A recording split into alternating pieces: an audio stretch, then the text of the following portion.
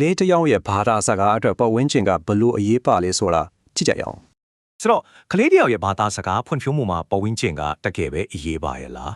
အဖြေကတော့ရှင်းရှင်းလေးပါလုံးဝအရေးကြီးပါတယ်ဒါဟာမရှိမဖြစ်လိုအပ်တဲ့အဓိကတော့ချက်တစ်ခုပါ ဒီလိုလေးမြင်ကြည့်လို့ရတယ်ကလေးမှာမွေးရပါစွမ်းရည်ဆိုတဲ့မျိုးစေ့ရှိပြီးပတ်ဝန်းကျင်ကမြေစီလွာပါပဲ အထူးသဖြင့်မွေးစစ်ကနေ9နှစ်အတွင်းကဥနာဖွံ့ဖြိုးမှုအမြန်ဆုံးနဲ့အရေးကြီးဆုံးအချိန်မှာ ဟုတ်ပါတယ်ဘာသာစကားဆိုတာသူ့ဘာသာသူဖြစ်လာတာမဟုတ်ဘူးပင်မကဘာရဲ့ပွမ်းပိုးမှုမဖြစ်မနေလိုအပ်ပါတယ်ဒါဆိုဘလို့သင်ယူကြလဲနားထောင်ယုံနဲ့မဟုတ်ဘူးလူမှုဆက်ဆံရေးနဲ့တဆင့်တက်ကြွစွာသင်ယူတာပါ ကလေးတွေဟာမွေးကလေးကတုံးပြန်ဆက်ဆံမှုကိုလိုလားကြတယ်ဒါကဘာသာစကားတင်ယူမှုရဲ့အခြေခံပါပဲ ဒီလိုဆက်ဆံရေးအတွက်အစွမ်းထက်တဲ့နီလန်တစ်ခုကတော့လူကြီးတွေကလေးလေးတွေကိုချော့ပြောတဲ့အတန်တည်းအတန်ထားပါ ဒါ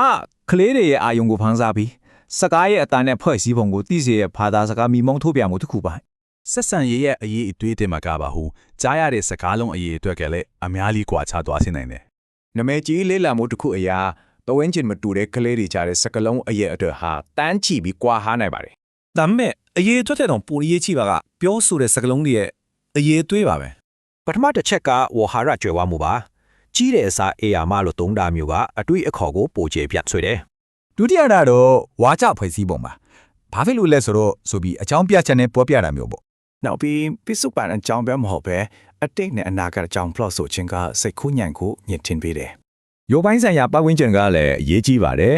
စာအုပ်ဖတ်တဲ့ထောင်လေးလိုနေရာတွေကဘာသာစကားခွဲအားပေးတယ် အင်းခဲမှာပဲမဟုတ်ဘူးနော်အပြင်မှာတဘာဝပတ်ဝန်းကျင်ကလည်းစကလုံးအတစ်တွေအတွက်အရင်အမေးပါပဲ ကဲဒီလိုပတ်ဝန်းကျင်ကောင်းဖန်တီဖို့ကလွယ်ကူတဲ့နီလန်၅ခုကိုပြောပြမယ်